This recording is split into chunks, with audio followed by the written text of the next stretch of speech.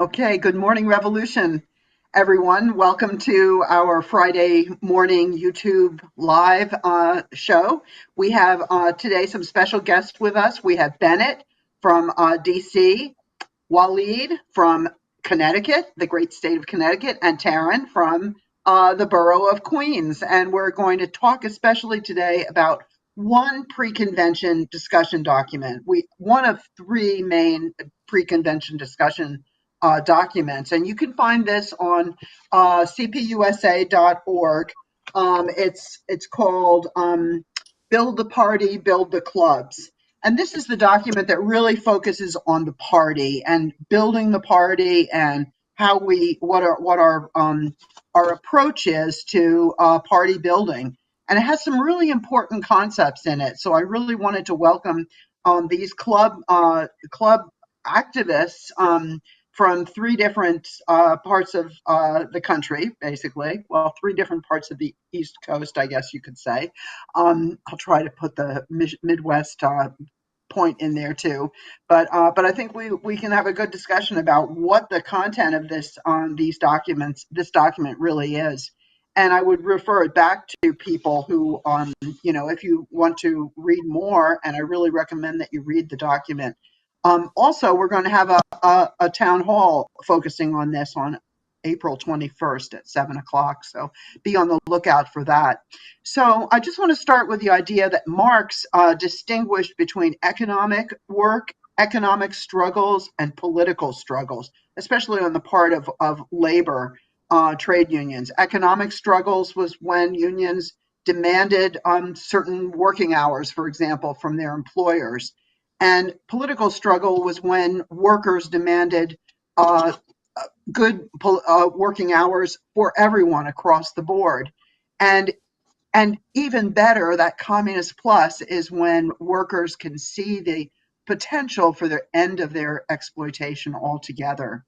So I just wanted to focus in on issues here, and in the issues that your club is engaged in. I know, Bennett, your club is very involved in the ceasefire work. How do you see working class leadership fit in there? We always say we want the working class to lead the movements, and how do you see that playing out in the ceasefire movement, especially in DC? I think particularly with what we're doing in DC, around trying to get the DC Council to pass a ceasefire resolution, I think that not is it just building, the peace movement in DC and the movement for Palestinian solidarity in DC, but it's also building people's experience in working within kind of the existing governmental institutions in DC, and trying to kind of train people in like how do we um, exercise political power over the DC Council? How do we get people involved in their local governmental struggles around, this, you know, very reactionary crime bill that Council Member Brooke Pinto tried to push? Um, and so I think that this is kind of building a dual power of, building the movement for Palestinian solidarity and Palestinian liberation. And it's also building the kind of working class involvement and working class power in relation to the DC Council. Thank you, Bennett. I know you're doing great work and really putting the DC Council on in under heavy manners, we could say. What about you, Taryn? Is there something going on in the Queens Club in particular, that a focus that you're seeing the impact of working class leadership in that struggle? So Queens Club has been involved in some coalition efforts around ceasefire. A lot of them have been, I don't want to throw shade, but sort of staffed by nonprofits, by sort of career activists and stuff. And so our first assessment from that was like, oh, how do we broaden this out? We did meet one activist through this coalition work who asked us, do you know of any civics classes? Because Queens is probably like the most immigrant oriented part of the country. this person was saying, do you know of any civics classes? Because a lot of workers here who are immigrants are curious as to how they can actually exercise their power to win a ceasefire. And so, since we didn't know of any civics classes right off the top of our head, we have actually taken it upon ourselves to start to design a civics course that we would hold at a library in order to inform, immigrant communities, immigrant workers, how the system works, because in New York, it can be pretty archaic. And so while we're doing this, we're not only sort of informing ourselves, we're also bringing this information to the community. And I think it's important to note that we intend on bringing this information to the community with the Communist Plus, right? Like, we're not just going to get up there and do a Schoolhouse Rock video. We're not just going to pass out worksheets or anything like that. We want to explain how we can use these levers of power in a way that benefits workers and builds working class power. I think that answered your question maybe a little bit about how we're relating to Palestine. We've also shown up at marches. There was a really lovely working class oriented parade called St. Pat's for All in Queens last month.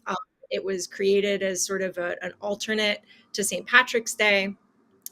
Because St. Patrick's Day parade in New York for a very long time didn't allow the LGBTQ community. So now this march has sort of expanded out into like a lot of progressive causes, but it is still just very working class oriented. And so it was nice for us to be able to bring out the banner of ceasefire. Now people see that the Communist Party of Queens is holding it and cheering along with us. And so it encourages people to sort of plug in and get involved. It lets them know that we're around. Sure. Yeah, Waleed, that reminds me of the importance in this article about the United Front and making those kind of coalitions that Taryn was referring to. How does that play out in Connecticut? The idea of forming coalitions with other groups. Yeah, I mean, we work mostly in coalitions, and in New Haven, for example, we have so Yale is the big employer and the big institution here, and the Yale unions, we work very closely with them with local elections. So since 2011, the city council in New Haven is majority now labor oriented, and that's been made possible with the Yale unions and the work the Communist Party has done, and other groups working in coalition. And their community arm is called New Haven Rising, which does a lot of community outreach and a lot of work around elections. So this year, there was a big push from these Republicans to try to unseat some of our ward co-chairs, and our club mobilized. In fact, all the clubs mobilized around that, make phone calls, knock on doors to try to make sure that our majority was preserved. And that's just an example in New Haven, but in Connecticut, there's a big coalition of labor unions and faith groups and other organizations called Connecticut for All. It started as a Recovery for All. It's called Connecticut for All. I think it falls under SEIU. I'm not 100% sure, but or that's how it started. But we're one of the, as the People's Center, we're one of the looking into the camera. So we are, we're involved in that. We're one of the partners in the coalition, and that's how we're involved, and we're fighting to really bring our analysis and our perspective, our socialist perspective, to it. Thanks, Waleed. I want to get back to the basics of our party organization. One of the things that the document in question today emphasizes is the central role of the club. Clubs are sort of the basic building unit.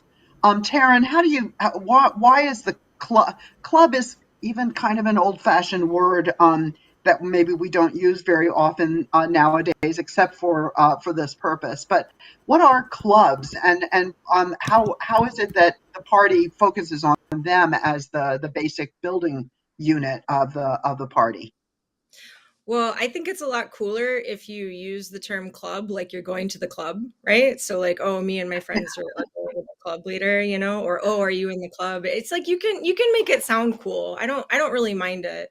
At first, it kind of seemed a bit old fashioned, but then I was like, oh no, it grew on me because I love Queen's Mhm. Club actually. So I'm very passionate about this document because I think it does put that focus on the club.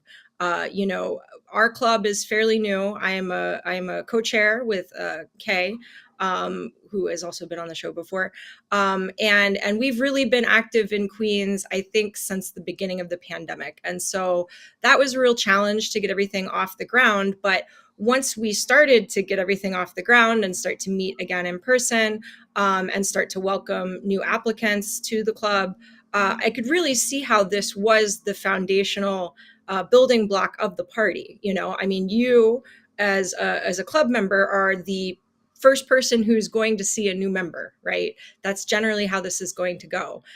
You are encouraged to join a club and not be an at-large member. One of the things that we tell new applicants is that, well, if you don't want to join the Queens Club, but you live in Queens, you're probably a little bit out of luck because you need to be part of a collective in order to, if there is a collective established in an area, then you need to be a part of it. And that's basically because the club shapes you and you also shape the club. So the club is the basic building block of political education. We have a party program, we have party positions. The place to discuss these sorts of things is at the club level. Firstly, because these are the people that you are building community with, right? These are the people who you see all of the time and you do work with. And so obviously you're going to get a lot of political education around that instead of sort of like jumping around to different clubs or different districts or whatever. The internet is a big problem with this. But the club is really where you're supposed to be having these discussions, right? Because people have already built relationships with each other or in the process of building relationships with each other. And it's a good idea for everybody to sort of be on the same page. So as part of our club work, we meet every week. Usually, sometimes we, like Easter was tough, but we meet every week, and every third meeting we have an educational. And so right now we are going through these pre-convention discussion documents and discussing them at the club level. And I find that sort of discourse to be extremely rich. It's a lot different than getting in some sort of like flame war online. I don't know if people still use the term flame war, by the way, but it's a lot richer because it's like, this is your club and you have to sort of like comport yourself with a comradely kind of approach because you're going to be working with these people in your area of concentration, which in our circumstance would be Queens. So we've done a lot of really tough work on the club since the beginning of the pandemic. And I think that we have really developed a lot. I mean, we've grown, I think, I don't want to say something like 100%, but I think it's like close to 100, 150% in terms of active membership. Since we started to focus more on the club, we find that, being able to plan actions is a lot more comradely and effective when everybody's sort of on the same page politically. And so, yeah, I guess that's kind of a long answer, but I love the club. We have a mentor in the club, Gabe Falsetta, and one of the first things that he told us about actually when we all met in person was the importance of the club. And so I think that we sort of took that on and feel it very deeply in our own club. I think that's true of clubs, that they are a place where a diverse group comes together, and it's often diversity by age. There's veteran members and then there's brand new members, and working together, getting everybody's perspective in developing policy. So that's Queens is a big city club. Bennett, you're involved in a big city club in DC too. Could you talk a little bit about any special challenges that you found in club building or in getting club cohesion in the case of the DC club? I think that part of the issue is our political situation in DC, the lack of congressional representation, the lack of, kind of full democracy for people in DC, which, is significant in the sense that DC is a largely Black city. It's a largely queer city. It's a largely working class city. And I think that, those things kind of connect. And so it's struggling for like political power, and it's having to also balance the local struggle with the national struggle, because all of these national headquarters for institutions, corporations, but also the federal government are in DC. And so I think that the challenge is trying to figure out how to balance both the approach to at the federal level, but also the approach at the local level. And I mean, I think that we've been doing an okay job at that. I think that we participate in a lot of the kind of mass demonstrations around like Palestine that are generally about the issue on a national level, including, um, we shut down a bunch of major roadways on February 1st, outside of Congress, to make sure that the people who are actively carrying out this genocide are forced to confront us and are forced to confront our demands. But at the same time, we're also mobilizing around the DC Council. We've started to, interrupt their regular meetings and and press the issue of ceasefire, because there's been a lot of resistance from the DC Council on this issue. And it's kind of through the balance of those approaches, I think that we are actually building the club, that it presents both a challenge and an opportunity for people to get involved at multiple levels of politics, both local and national. We have people in Congress all the time. I just did a congressional disruption on Tuesday at the Equality Caucus with a bunch of other queer Palestinian solidarity activists. But we're also going to council members' meeting hours, and we're confronting them at their like local community events. So there's a lot of layers, I think, that's actually providing an opportunity for the club to kind of gain a kind of organizational unity at the same time that it has to face these challenges of balance. Exactly. Well, Waleed, I know in Connecticut, the comrades in Connecticut have a special way they use People's World to build the party, and this document also includes a lot about the importance of using the People's World. Could you talk a little bit about how you do that in Connecticut and how effective it is? Yeah, I think it's tied very closely to how our clubs are structured in Connecticut. So, for example, in New Haven, we have very local clubs. They're concentrated in working class neighborhoods, and they're small, relatively small clubs, but that allows us to really immerse ourselves in our communities, in local issues. And we use the People's World to go door to door. It's a way to educate people, but it's also a way to help us organize and start conversations with people around these issues. So each club has its own paper route. We go out every week. We try to go out every week. We knock on doors. We talk to people. Talk to People's World readers. Build these relationships that I think are key to organizing. And we also pair that with petitions, information on local elections, voter registration, information on food banks and things like that, rent relief, things like that I think people really appreciate, and people really appreciate us being out there every week. And we also use that as a way to build a party. So in our club, we've had a couple of members over the past about 2 years of doing this. We've had a couple of members join from our paper route who brought their own perspective. I'm new to New Haven, but these people have been living here, for decades. They understand the community and the city much better than I do, and some of the other younger members of our club. So it's great to build that base within the city through our paper route. Taryn, I know there's another section of a document that talks about what we call the battle of ideas. And it's a very common term in the Cuban Party, I know. But how does what do we mean by the battle of ideas, and how does the People's World fit into that struggle? Taryn? Well, I think that the battle of ideas is basically how is it that we get our message out to the world?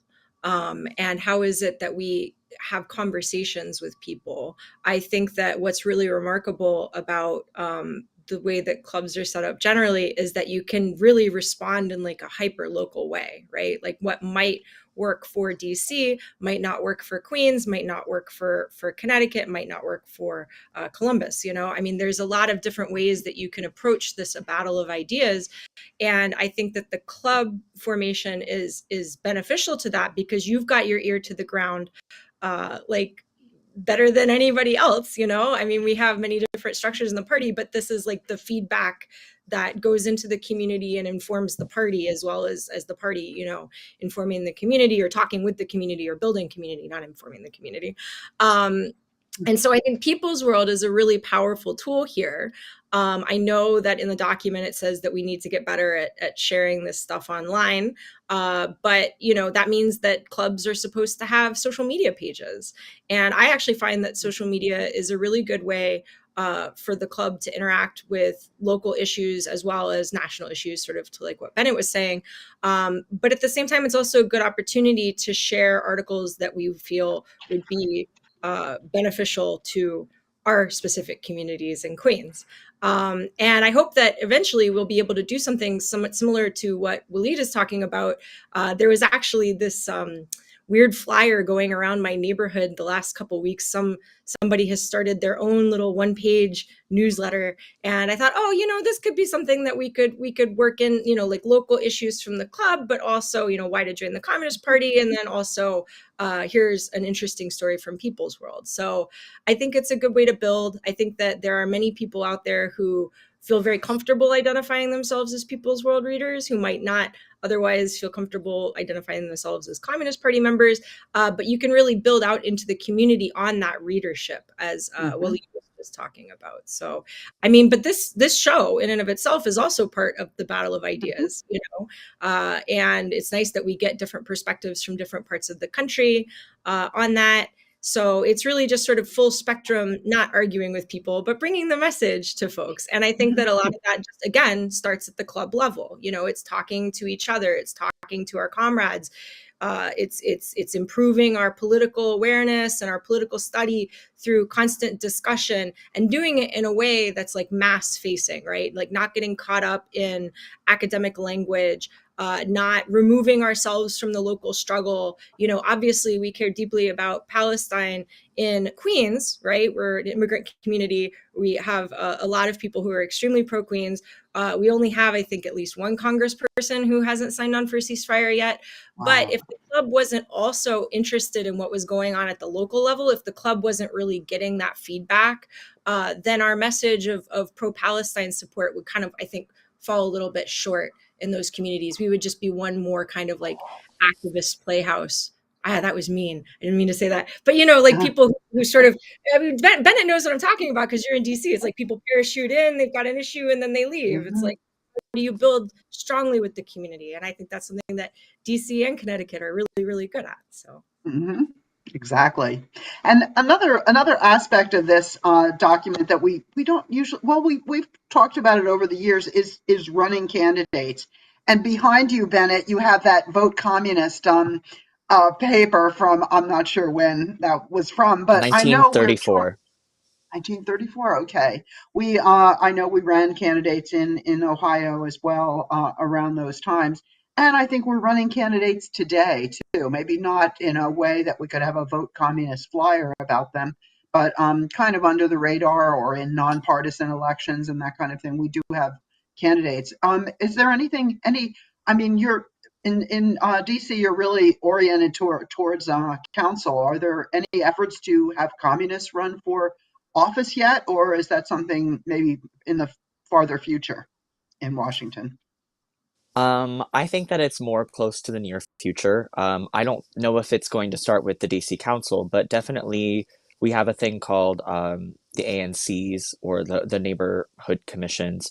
And we definitely want to start building power within the ANCs because that provides us an opportunity not just for political experience, but also for building working class power in DC.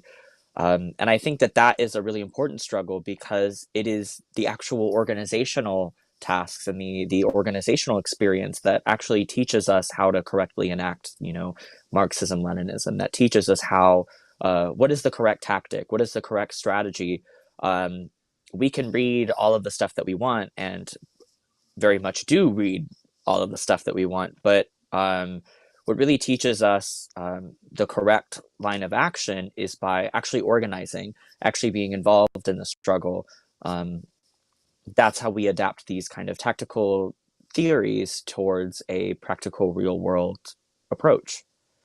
So I think that this is definitely something that is coming in the near future. And I think that also we're looking at building institutions like the Working Families Party in DC, providing kind of a vehicle for approaching class independence in DC, because DC is a particularly unique political situation in the sense that I don't think that I can't remember there being a Republican representative in DC. So I think it gives us a unique opportunity to actually begin to build that working class independence in the city politically. Exactly. Yeah. Well, Waleed, one question I have for you is a last concept from this document, and that is the idea of concentration.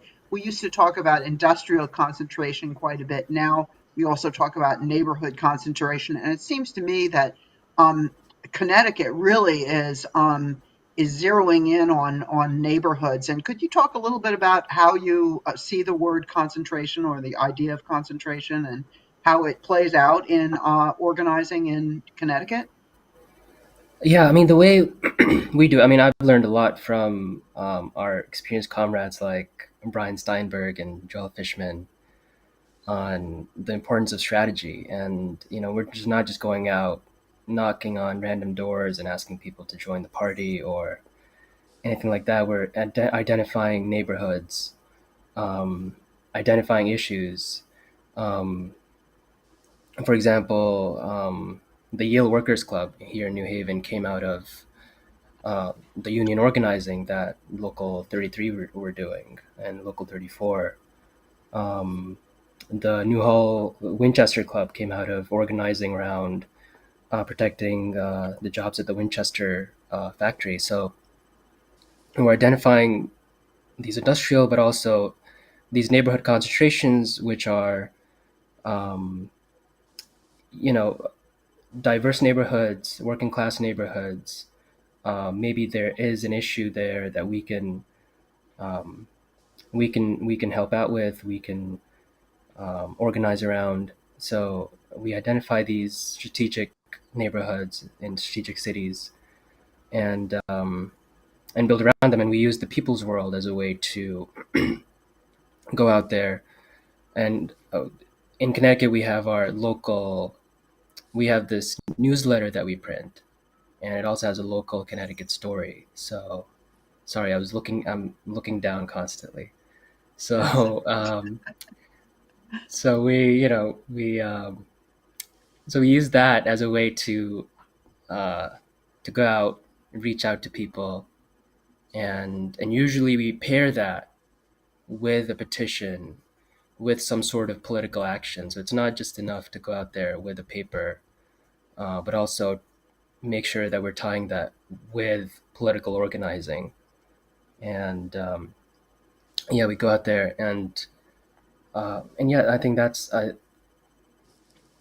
maybe Taryn or Ben have more to add on that, but yeah, that's what I have. Okay, thanks. Well, do one of you want to weigh in on that question, or I have one more question for everybody actually, which will Ben, Karen, you look like you have something on your mind. I just wanted to say, so Queens is a really large borough, and so when we're talking about concentration, it can get a little bit tricky. But one of the things that we try and do as a club is we don't always meet in person, right? Because some of our members are not able to meet in person every time, and we don't want to exclude them. But what we do is whenever we are going out into the meeting people face to face, that we choose a different part of Queens to meet in, so we can become acquainted with all these different parts of Queens and sort of do like this investigative work on the ground, because some of us live in certain neighborhoods, other people live very far away, but it's not only just not fair to make people always like, schlep to where you are, but it also helps us become a little bit more acquainted with the community and also keep our fingers on the pulse of what is going on in Queens. So Great.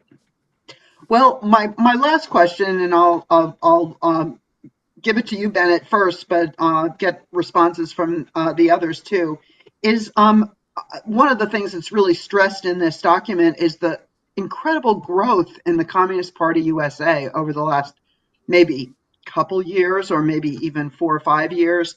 And I wondered, Bennett, do you have what do you think is one of the factors that has led us at this moment in time in the United States? What is the attraction? What has been one of the ways that that the Communist Party has attracted people, and why have people decided I'm gonna sign up, I'm gonna join? What do you think? Well, I think a lot of people were disillusioned after the Bernie Sanders campaign. Somebody who provided kind of a more moderately transformative vision of governance in the United States, who was kind of like systemically attacked by the democratic institution, the DNC. And I think that radicalized a lot of people and illustrated that, well, it's not just, the struggle for democracy also has to be a struggle for more. And I think that the Communist Party provides that perspective. We have a long history of advocating for the democratic struggle as part of a larger struggle for socialism. And Lenin articulated the same thing, as the democratic struggle is the primary training ground for the working class in pursuing political power and pursuing the transition to socialism. And I think that there are people, particularly in my experience in DC, who find that, very appealing, that we're able to balance these two particular approaches as a kind of unified approach. And I think that the Communist Party has a long history in this country. And a lot of the work that we're doing in DC is publicizing the history of the Communist Party in this country. I'm a historian of the party, and through a lot of my work in the district has been doing educational material around our history, around the period of the 1930s, but also during the period of like the 1970s. And I think that this insight into our rootedness in the political fabric of the United States, as a force on the left, is important. And I think that that's something that can only strengthen the party, is a deep study of our own history and how we can build on those foundations. And I think that that's something that's attractive to a lot of people. A lot of people are looking for institutions that have longevity, that have broad connections. And the party has always had a larger influence far beyond its numbers. And so I think that all of those things are attractive in the current political moment. It provides a real and sober alternative to the kind of politics that exist in the United States right now under the current two-party system. And I think that it understands very well balancing those struggles, the struggle for democracy as a part of the class struggle. And I think that, the party understands very well that we cannot just declare our independence as a class. We have to build those contradictions. We have to sharpen those contradictions. We have to explode those conflicts that exist within the current political framing of this country, and how we build the forces that allow for independence. And I think that those things are all very big draws for the party, and have been in DC. Our political analysis, I think, is very strong. Excellent. Waleed, anything to add to that? I think Bennett's on the right track with the fact that the party's influence is far outweighs our numbers. It's like the yeast in the dough, that we're really more influential than than it seems from our numbers, but yet our numbers are increasing.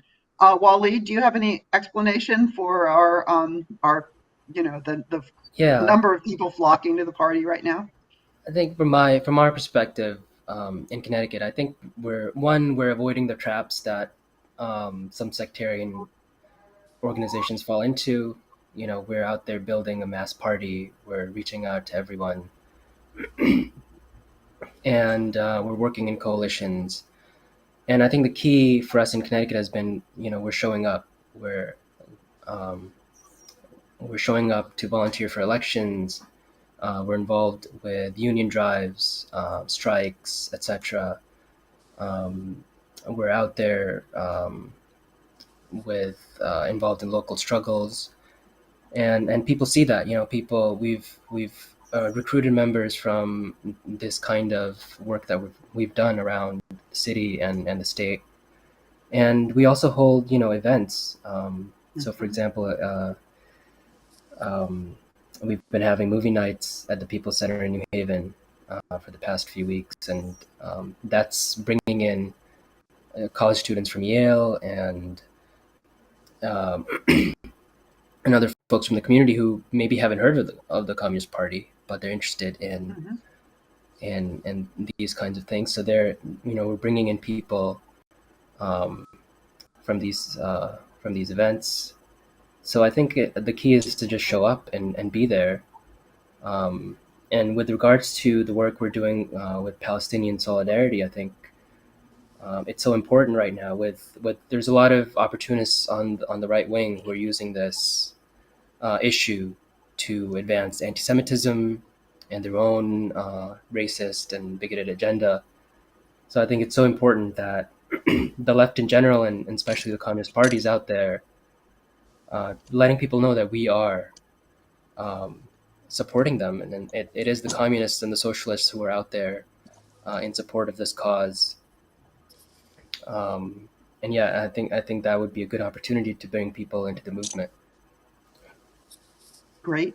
Taryn, you want the last word on why are we flocking to the Communist Party? I think that both of our comrades have put it really, really well. Mhm. And I appreciate the focus on the idea that we are a mass party. We're a mass party Mhm. with a sturdy history.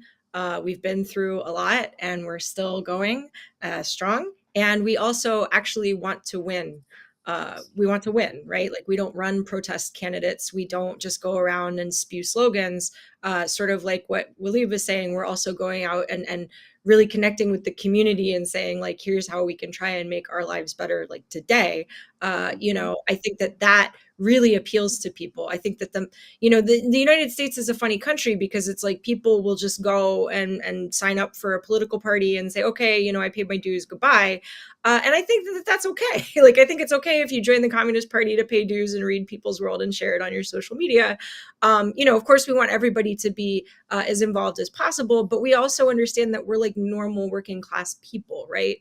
So like we've had members in our club who have children who will apologize profusely because they can't come to something because they've got their little kid to take care of, and it's like no, we're glad that you have a little kid, and please take all of the space that you need. How can we support you? How can we plug you in on a schedule that works for you? You know, we're not out there looking for hardened cadre. Like we're not scary people. We're pretty like Mhm. normal, well-adjusted, intelligent, caring people.